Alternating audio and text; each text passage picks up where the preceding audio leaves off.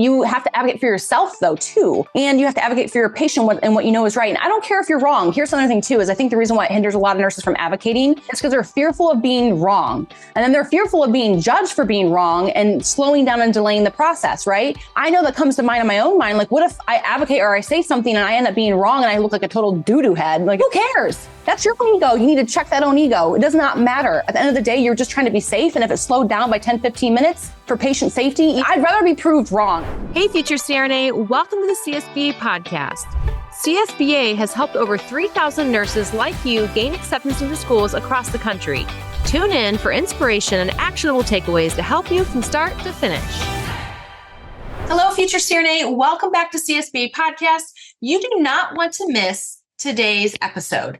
It is going to be given to you in part 1 and part 2, and it's going to be what are some proactive measures you can take and implement in your current practice as an SRNA and CRNA that would shield you from legal liability. We have expert Maggie Ortiz, who's going to share with you her insider knowledge on being a paralegal nurse. She's actually in the process of getting her legal degree. She is the bomb diggity, but it's going to be a part 1 and part 2 because we had so much fun with this. And I shared real life experiences that I have had as a CRNA.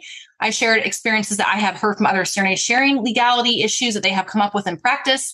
And she shares a lot of knowledge and wisdom on what proactive measures you can take to protect yourself, as well as what do you do if something were to arise. So make sure you save this podcast, follow it for part 1 and part 2, and let's go ahead and get into the show. I've worked at a surgery center, and that was the reason why I didn't stay there very long, because it was incredibly aggravating to see all these things get missed with PAT.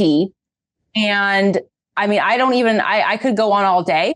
People in my course, because I made surgical services a whole different one. People undervalue PAT. I said, that needs to be me. That needs to be a jaded up old nurse who can ask the right questions. You know what I mean? And then go to anesthesia and even the surgeon say, nah, dude, you're going to do this at the hospital. You ain't going to do this here. PAT is so valuable. Pre-admission testing. Testing. Yeah, that's what that stands for in case our listeners are wondering. Typically, it's the first screen. However, as an anesthesia provider, you always do an additional screen. But I'll tell you, that doesn't always stop. Similarly, that shoulder story really resonated because I got put on a case, elective shoulder at a surgery center. This patient already had baseline 12 stents, had an active MI 6 weeks prior. Oh my God. Hold on. Cleared by cardiology because he's unstentable. Why? Because there's no place left to stent. So he was cleared. That cardiologist did not know this was going to be done at a surgery center. There's no way. Well, so I investigated. I was like, no. We didn't have any EK. We didn't have any report on his echo. We didn't have the troponins. We didn't have anything other than he was cleared by cardiology because he was unstentable, which is absolutely absurd. Long story short, I refused to do the case. That was not looked at very highly. And I had to actually call someone on call to back me up. And that was very upsetting to me to have that happen to me. Knowing I was making the best decision for that patient, that was really hurtful. And that was one of the many reasons why I chose to. That was just not a place I could stay. But there was a lot of other things. Everything that I tell nurses to do. You just did textbook what I tell nurses to do. You don't get pushed around. You don't get told. Call your backup. And like that was me. I'm like, you know what? If this is going to be the way it's going, I'm going to play hardball here. I'm going to get someone who's going to be on my side to back me. With a physician background, and like, if you're going to really do that to me, I'm just going to keep shoving it deeper. And leave. Don't stay somewhere where it's unsafe. Well, exactly. But that's unfortunate. There's other situations like patient come in with a trigger finger release for he's an AFib with RVR. Like, okay, I don't care if it's just a trigger finger. I don't care if it's just going to take some lidocaine. You can do it locally. Like, you're not going to use anesthesia. And they're like, oh no. I'm like, I am not touching this patient. And so stuff like that. Before we did a shoulder block, we typically would do, hook them up to the EKG back in the block room. Well, noticeable ST elevation, ruddy, big old nose, middle-aged man, no complaints of chest pain whatsoever. We're going to do a spiral block, which is 3 days, right? 3-day block. Say, hold up, we're not doing this. Let's do an EKG first because we are not giving this guy a block who probably is having an active MI. Long story short, pushback, not going to go into it. Block done. EKG done in the ER. What? Just stuff like that where it's funny because I've had all these experiences where I'm like, there's a wrong way and there's a right way. There's also, you got to make sure that in pre-op, that green, where I once worked, they call it the green dot. which means you're good to go. You've seen anesthesia, you've seen the surgeon, you've whatever, all the checks, all the T's and all the I's are dotted and crossed. Well, that doesn't always happen at certain facilities. You have to be very proactive and make sure that they were actually seen by anesthesia, because in the surgery center, it's about efficiency, right? They want to they even time you, meaning you roll back in that door. As soon as they get to that door, you have 6 minutes to put them to sleep because you're on the clock. And that I didn't agree with either, because I'm like, this is a safety. I don't want to speed this process. What if it's a safety concern? Anyways, long story short, I didn't agree with me, but I could share stories all day where I'm like, you have to be willing to say no. Yes. My second week there, I actually had to cancel a case after they made it back to the OR, because I looked at the surgeon. I said, this is a fire risk. This case needs to be canceled right now. What was the risk? Oh, God. Well, just like briefly, because again, your audience wants to know yeah, this. Okay. I mean, I hope this is okay to share on the show. I'm not going to say names or anything like that. No.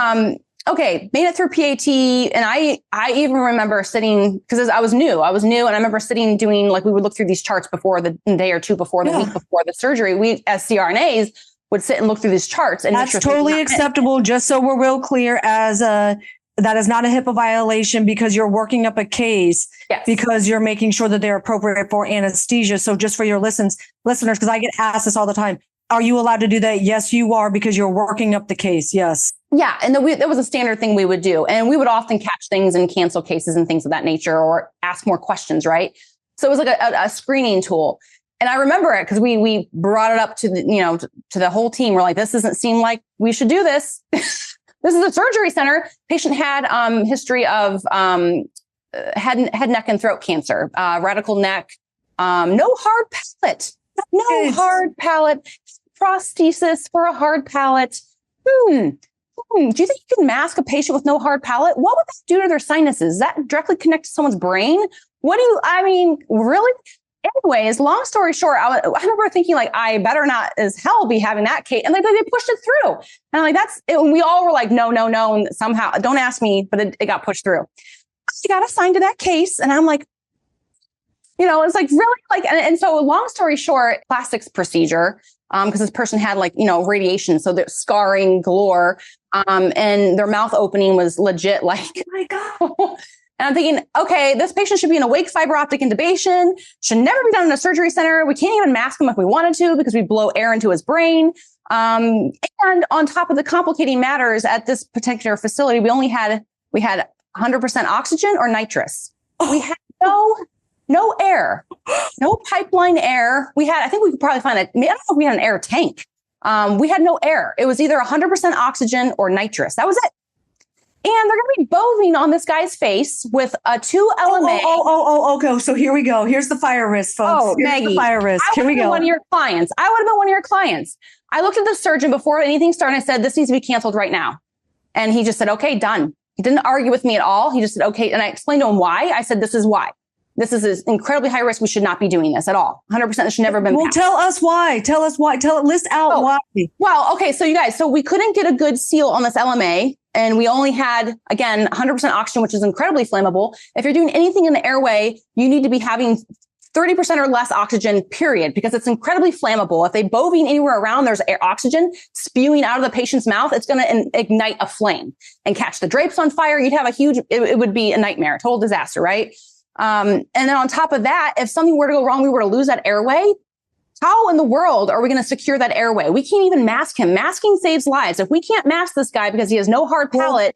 We'll take that back. Are you even able to crike him? Tell me about criking him. Can you even crike him with that radical neck? With the scar tissue? And we had no ENT surgeon there. I mean, are you kidding me? No. I mean, it would have been a struggle. It would have been a life-altering event. I don't know how to begin to describe how wrong this was. And I hope everyone else can think through how scary this was for me to be like, I can't believe this is happening. Like, what are it doesn't feel so wrong. And then the other thing is like the language. Like, what did you tell the doctor? So you're in the room, like walk through.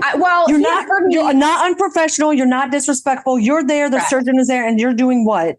So we got back, and even though I very much so should have just stopped it from even going back in the room. I listened. I was with the attending, and we were both back in the room thinking, how in the world is this going to work? Trying to see if we can make this work, because we'd already had them scheduled. Blah blah blah blah. And so we were playing with, having a propofol infusion and seeing if we could, run nitrous. And I mean, even though that's not a good option either, it's just like, but I was like, no. I essentially said, this is we can't get a good seal on that LMA. We're in a rock and a hard place if we lose that airway. And with that bovine right around where that surgical field is right around the airway, this is a super high fire risk. This is not safe. This patient is not maskable. So we were just explaining our thought process of like, here's the things that can go wrong. If we lose that airway, we're toast. We could potentially do massive harm, because we don't have a way to even mask him to where we can get an airway established. He has a very small mouth opening. He'd be very hard direct laryngoscopy. He'd be a very hard glide scope intubation. He'd need a fiber optic scope to intubate him, which we did have. But is this really necessary to be doing this at a surgery center? And I just looked at the surgeon. I said, this needs to be scheduled at a hospital who can do an awake fiber optic intubation on him prior to you doing surgery. And he just looked at me and said, okay, done.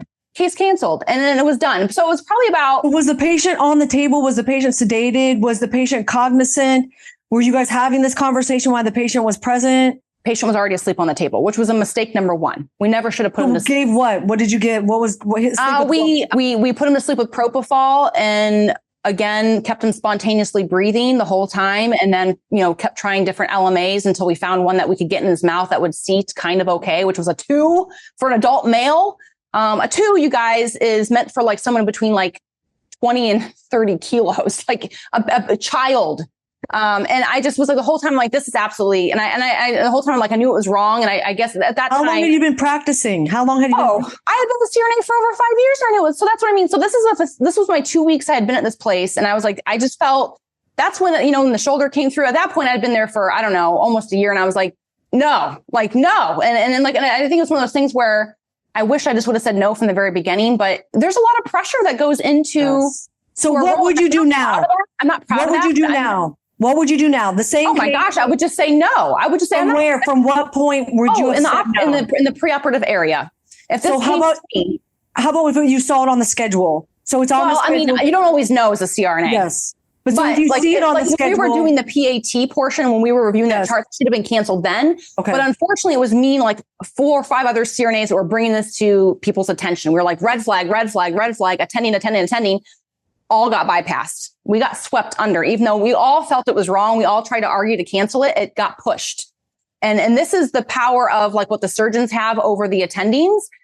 That's number one. But not all CRNAs have that privilege of knowing what's coming on the pipeline. You just show up and boom, there you go. Here's your nightmare. And you're like, what? But it's your due diligence to thoroughly review the chart. And I will tell you, you don't always have time to do that because it's like, you dropping off a patient and pack you and then boom, the next patient's going back to the OR. So you're like, wait, something about this next patient, especially if there's not digital charting.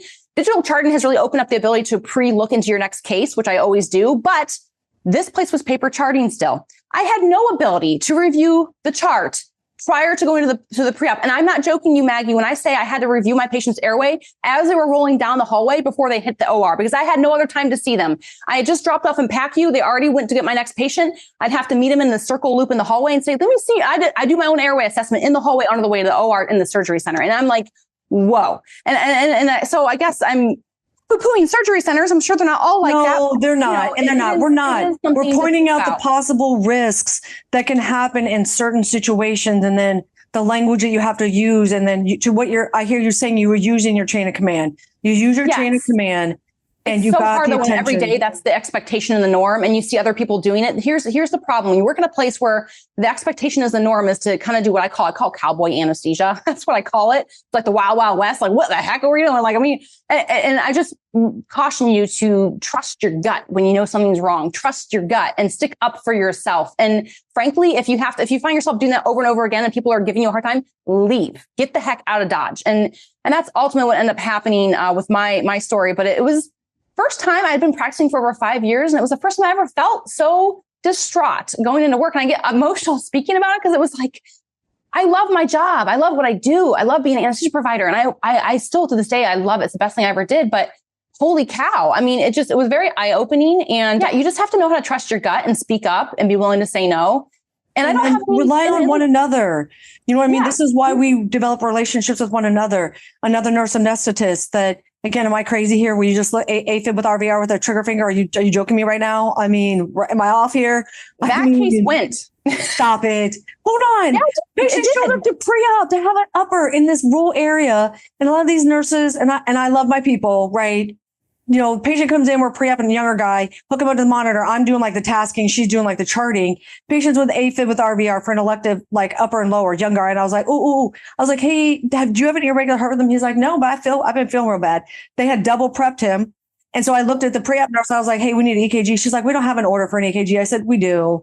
I was like, and I was actually a nurse anesthetist that was there. It was a smaller place. So I went over. She, of course, loved me. I was like, here's the EKG. We got an AFib with RVR. What are your thoughts? She was like, not a chance. I was like, I thought so.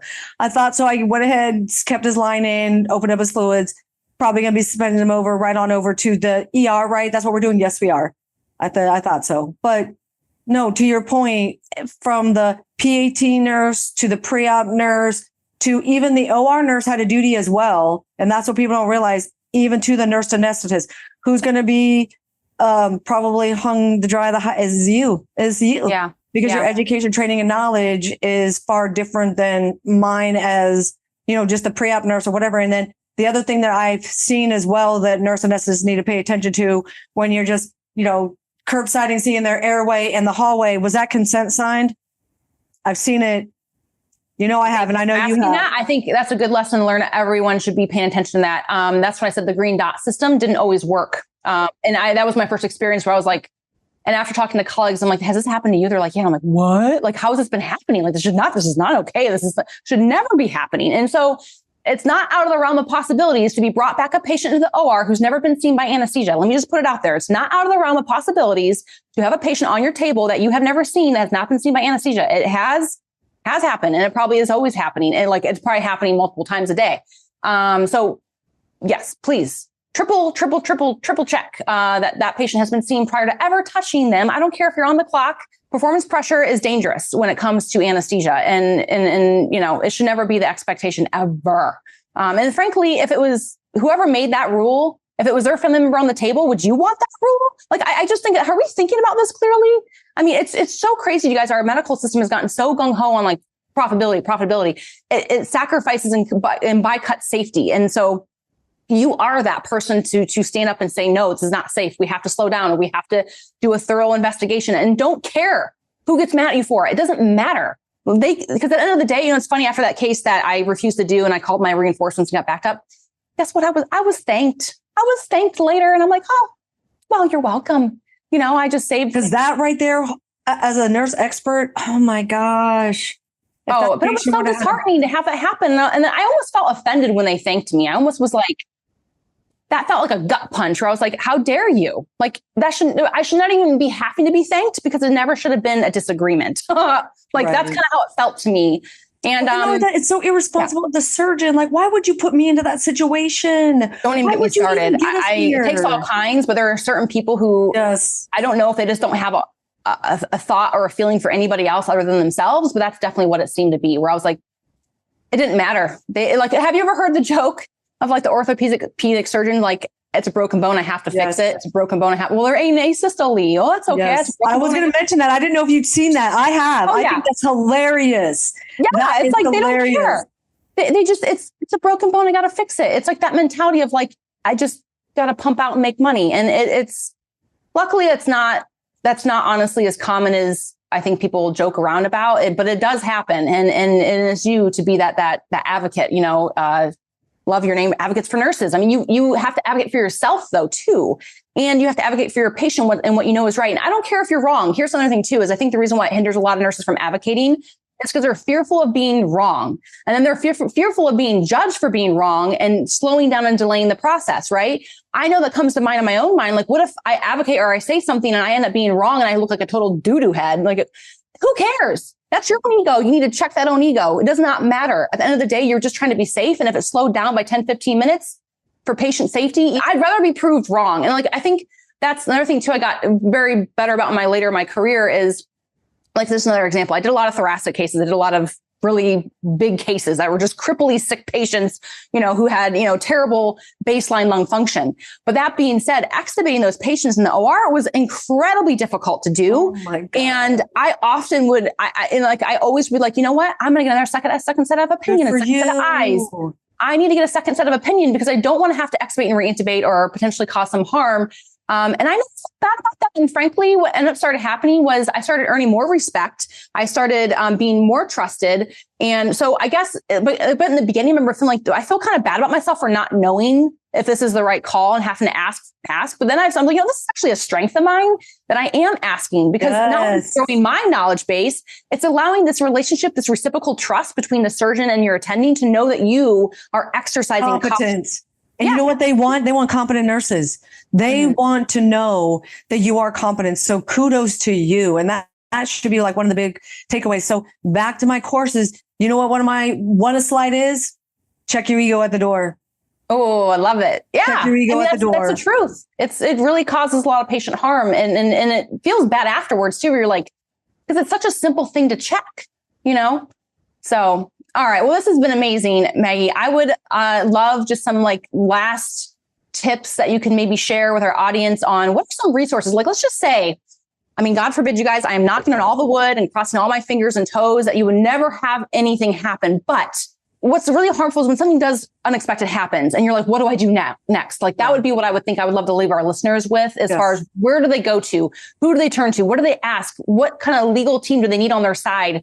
If something, gosh forbid, does happen? 2 types of litigation. So as a nurse anesthetist, more likely than not, it'll be types of civil litigation. So it could be the lawyer from the hospital calling you to say, hey, you need to come on down. There's been a civil litigation. There was a wrongful, something has happened. And so now that's civil litigation. You as a nurse anesthetist, more often than not, and please correct me if I'm wrong, usually have professional liability insurance. Are you guys required to carry your own? It depends on if you're working as a 1099. If you're a 1099, you typically carry your own, or through our national association, the AANA. But if you're employed as a W-2 employee, it's included. But I will say, they will find every excuse under the bus to not cover you. And so it's never a bad idea to have a separate coverage. So that's what I was going to say. Because then it comes down to a conflict of interest. If you're the one who caused the wrongful death and it's you in the hospital, who do you think they have a vested interest of representing, you or them? So just remember a conflict of interest. And so I would always be holding my own. I tell LPNs, RNs, it doesn't matter, especially you. Yes, your organization, you are covered under respondent superior, but that's a conflict of interest if it comes to you or them. So you should always have your own professional liability insurance, regardless if you are 1099 or you're W-2. So that's my first takeaway. And always ask them, do you underwrite for a nurse anesthetist? Because what are you going to need if you're under a case? Them to pay for someone with your same or similar circumstance. And for you, that could be $450 to $900 for a nurse anesthetist to be giving their opinion in a written or verbal form about what you did or did not do. And if you don't have professional liability insurance, and or if your company doesn't underwrite for that, it's out of network. It's the same thing like with medical insurance, right? If it's out of network, then that's in your dime. And so you want to ask, do you underwrite for a nurse anesthetist? Or if you're an RN, I don't know what your audience is. So insert whatever your discipline is. Do you underwrite for an RN, LPN, MD, whatever it is? Just more likely for LIPs, they normally do, licensed independent practitioners. It's normally the RN and below that they don't always do that. But I would always make sure that they do that. So you should always pick up your own professional liability insurance. So we'll cover you for civil and for board of nursing. So that's the civil litigation. You need to make sure you're talking to the legal team. You do have rights. I also wrote, help, I'm a nurse, I'm being deposed, because I cannot help you nor talk to you if you're in civil litigation. But I wrote that book. It's very short ebook. This is just 50 pages, what you should be doing. You should not be offering up anything more. You only answer the question, those types of things, because civil litigation can cross over to the board of nursing. Right? If there are deviations to the standard of care, the threshold of what you're being looked at. When you're saying legal team, are you referring to the legal team at the hospital that you would be talking to? Okay. Because they're the ones. So would be considered the defense attorney for the organization. Normally lives in risk management. They normally have legal nurse consultants. They normally have a lawyer. And so you're not on the clock. If you're involved in a legal case and they're like, hey, so just on your lunch break, come on down and we need to talk. No, hell no. No, on my day off, when I can fully focus on a legal case? Are you joking me right now? No. I'm going to have to be fully focused. And then if you open up the medical record, you ask for the petition number, because it's a HIPAA violation. You just don't open up a medical record. Hey, Bob, lawyer Bob, what is that petition number? And then you're making a note and a medical record. I'm here in legal with attorney Bob, just something brief. And the petition number is whatever, because when the other side looks at it, you're going to be asked why you're in that medical record. And to your point, it's a year from now, 2 years from now. Do you remember? You don't, but you're going to say, oh, it looks right here. Oh, it looks like I was in legal and I was going over the case, which you have a right to do. I love that you said they'll pull you from your typical, No. But I'm just saying they will. They'll come to you where, if you're at work that day. That's the opening of my book. That's the opening of my book. You're just on the floor and legal calls you and you're just like, what the crap cakes? No. So ask to come in on a day off so you can dedicate a whole day. But you're clocking in. You're clocking in because you were clocked in for that duty, right? So I'm going to need to clock in and get paid. It may be a different cost code, right? Because we all know, but I don't care. But you got to figure it out. But this happened in my normal workings. I wasn't Sally Sue, just in my everyday life. No, in my normal job. So no, I will be clocking in. It might be under another cost center, but no, there's little litigation and I'm involved. Now, if just say you, probably not yours, you bounced someone out for 5 minutes or whatever, because they had to go to the bathroom. You were not the primary provider, but your name is in the case. That's way different than they were the primary provider. There was a bad outcome, but do you see what I mean? But so you went down to legal, you saw, well, okay, I was here for 5 minutes. All right. I'm not really worried about it. So then you see what your involvement is in that case, because if you were the primary provider and that patient had a bad outcome, I would be considering getting my own legal representation, but you have to take it very seriously. And you're saying don't share anything. Don't even have any discussions until you have your own representation. Again, I would not necessarily. So I go down to legal and I find out that I am the primary provider. I am saying that there was, then again, you're not asking me any questions. I can shut that down now and I can see I probably need to get my own legal representation versus I did a blood sugar or I bounced you out for lunch. I'm not really worried about it. What questions you got? Because I was here for 5 minutes and I didn't deviate from the standard of care. So I'm not as worried about it. Does that make sense? Does that answer the question? Okay. Yeah, that makes sense. So board of nursing, so different. You get a complaint from a board of nursing. You get a letter that says honor about this state. This is what you did. Different from civil litigation. That's a different lawyer. You're still going to go to your professional liability insurance, and you're going to say, give me the list for the administrative lawyers in the state. And then you're going to call ideally a nurse attorney and me, and I'm going to give you like the education, because what's going to alleviate your stress? It's no different when a patient gets diagnosed with diabetes. We don't push them out in the world and expect to know. We don't push them out in the world with a new diagnosis. What's my piece of it? I have like 73 templates. Like, what does it mean to be under investigation? What are agreed orders? I meet you where you are in that process, because it's going to be very overwhelming, but that's going to be the very unnerving piece of it. This could be 2 to 3 years of your life, and you can't even begin to understand that this is not a fair nor just system. And you cannot be just talking to anyone, and you have to get legal representation, especially as a nurse anesthetist. Okay, thank you. And then I love your mention making sure that if you open the chart, you have to get HIPAA approval or documentation first. I would, right? Because again, now you're sitting in a courtroom and you're being asked why you opened up that medical record. It is a HIPAA violation to do that. Now, you were doing that, but do you remember that? But you're already unnerved. So I'm going to go back to you're in a setting that you're not comfortable with. You're on the stand or you're being deposed and you're being asked about things that are okay, but you don't remember. And it is a violation. And now the jury is the people at the Walmart, the Walgreens. Let's all go back to the Johnny Depp case. I'm not here to talk about anything, but it's theater. It's theater, it's theater, it's theater. You're in a courtroom and the jury are not people who understand. All I hear is like, you violated HIPAA. Yeah, exactly. Or there's some kind of, and you're like, do you see what I mean? And so just make sure you're dotting I's, crossing T's. You're making here's the lawyer, the petition number. It's so stressful already to think about, because you're already, the stress is there. So it's like, you'll miss these steps because you're already like, what? Like your mind's already like out. You're not thinking rationally when they're like trying to. And I'm also going to kind of leave this with one other share. And I am not proud of it. It was a learning experience. I take it as that. But I had, I also just with during COVID, right? Everyone was sharing everything on social media.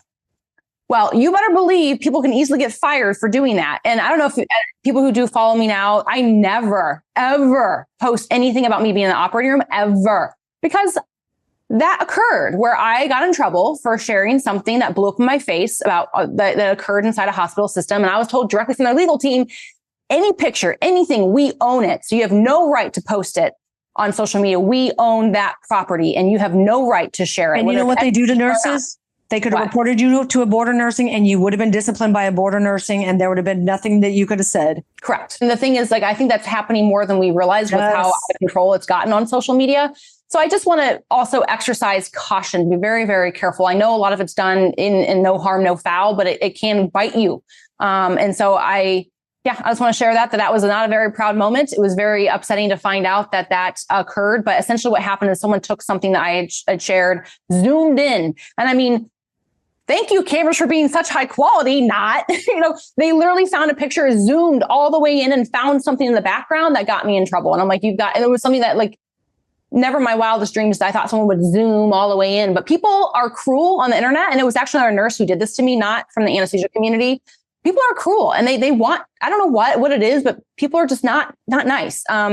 Luckily, it was never escalated to the board of nursing, but it was enough of a scare and also got me in trouble with my employer. And so it was like, it felt really like I knew better, right? I knew better. And it felt I held myself completely accountable for it, meaning like, shame on you, Jenny, like you should know better. And, I walked away from it knowing more, but it was just a lesson that stuck with me as like, I try to share now to like all of the mentees I mentor, like SRNAs want to share their journey. Gosh dang it, be so careful. You don't want to get removed from your program and all your hard work be worth nothing. And so it's not worth sharing. Do it in your car. Like, that's totally fine. You don't need to be in the operating room. Just be so careful. Because it's just not worth ruining your life over something so silly as a social media post. Trust me. But and then Maggie, just one last thing before we because with the advent of AI and using our phones, because now you're talking about two things. You're on your phone and now you're on the Wi-Fi, right? And if you're doing that stuff. So I've seen nurses, because it's not secure, right? And so even let's look at like home health nurses. Or now you're on a Wi-Fi and you're documenting and that Wi-Fi is not secure, but you see you're on your phone, you have stuff on your phone and now you're on an unsecure Wi-Fi. You see what I mean? This can get really tricky. And I've seen this in legal cases. So you have to be really careful. I tell nurses as a rule, why are you on your phone? I don't let doctors text me on my phone. I don't let them call me on my phone. As a cath lab that happens all the time. No. That's discoverable. That is not legal. You will be disciplined. I did a whole LinkedIn post. Oh gosh, well, that's terrifying to know, because like that's a routine even where I work now, where they text you, how's the case going? No, I'm not even joking. Well, because they don't provide you phones, and so it's either that or they have like these vaults, I think they call them, which I don't even know if they still have them anymore. I think they're getting rid of them. I don't know, but there's just it's very common practice, and to your point, but culture doesn't. Even a nurse who worked for. Unfortunate. A nurse who stood next to me in the cath lab, his wife got disciplined by the board of nursing. She worked for, I want to say, was the American Heart, and she didn't have her phone locked down and stuff. And she got reported, and she wasn't even sharing patient information, but you're not allowed to use your personal device to do stuff. And I mean, what nurses don't realize is that we have normalized. And so I tell nurses, don't even get on your phone. Why are you on your phone? Stop it. Don't even bring it in, because that now is mine. It's discoverable. Right, now you will be handing over that phone. Things. And the policy says you're not supposed to be doing that. So now you're deviating from your own policy within your organization. And now you have no defense. Now you have it's not standard of care. It's not evidence-based science and not research. The expert's not going to say that. And now your own policy with that and that facility you deviated from. Do you see what I mean? And they normalize this stuff. They allow it. It's just not right. Oh my gosh. Yeah. And unfortunately, what I was going to add too is, essentially they can search your phone, but, again, you got to be careful with what they would find in there. And, like you said, I think I've seen a lot of times, even as a student, for example, they're like, but I was on Vargo app looking up information. I was trying to read a text. And I'm like, from a distance, we don't know that. And like I always try to warn patients, if a CRNA looks in a room, they just see you on your phone, they assume you're doing something you shouldn't be doing, not looking up drugs or medications. That's a great point. It's become common practice now to use apps on phone to look up the dosing in, for example. But so your job, it needs you to have something. It's their job. It's their requirement by law to provide you with that. You're not obviously not a stethoscope, but if it's required for your employment, you're not bringing the heart. You're not bringing the monitor to hook up their EKG and stuff. So it's the same situation. We just don't realize that. As a cath lab nurse, yes, there's an iPhone that the person that's making all the calls, and we have pagers. Right now, you can call the iPhone, the cath lab iPhone, the STEMI phone, and you can text on the STEMI phone. But you're not calling me on my personal phone. You're not texting me on my personal phone? No. Oh gosh, yeah, for stuff. Yeah, but people routinely will texting you like, here's my number. If you need anything, let me know, because I'm going to step out of the room. And like, that's a common practice, which is really alarming to hear that could be held against you. So when they don't provide you anything else, it's like, that feels like your only option. Whew, okay. Well, Maggie, I'm sweating over here. So sorry. I love my people. You guys check out advocatesfornurses.com. Check out her documentation course. Check out her templates. I mean, Maggie's a wealth of information. And if you guys should ever, and hopefully not, but if you should ever need anything, please, Maggie is your girl. She's wonderful. As you can see, she has a huge heart and she cares for you and your practice and just generally for who you are and your happiness and your career fulfillment. So thank you, Maggie, so much for being on the show. I appreciate you. And I hope to have you on again because this was wonderful. And I know it provided so much value. So thank you so much. Thank you. And all the work you do. Appreciate you. Well, that wraps up today's show. Future CRNA, part 1, part 2, done. I hope you gathered so much value from today's show. I know it went in so many different directions. I had a lot of fun recording it. Maggie is so wonderful. So again, Advocates for Nurses, be sure to check out her site. Check out her courses, check out her legal templates. She is your girl. If you need anything that has to do with board of nursing or any kind of civil suits, hopefully never, but she is someone you want to connect with and have in your back pocket and know as far as a valuable resource in our community that's going to protect you and advocate for you as a nurse. So again, be sure to check out Advocates for Nurses. She has a documentation course that I think should be a staple. So you can learn how to protect yourself, especially with documentation. That's the step number 1 as far as making sure that you are protecting yourself legally as a nurse, as a CRNA, as a current nurse anesthesia resident. This is such a valuable show, and I hope you enjoyed it. And I appreciate you, rooting for you, future CRNA. Thank you for tuning in, and we'll see you real soon. Bye-bye. Thank you for tuning in. Be sure to head over to CRNAschoolprepacademy.com to gather free resources to help you on your CRNA journey. Stay strong. We're rooting for you, future CRNA.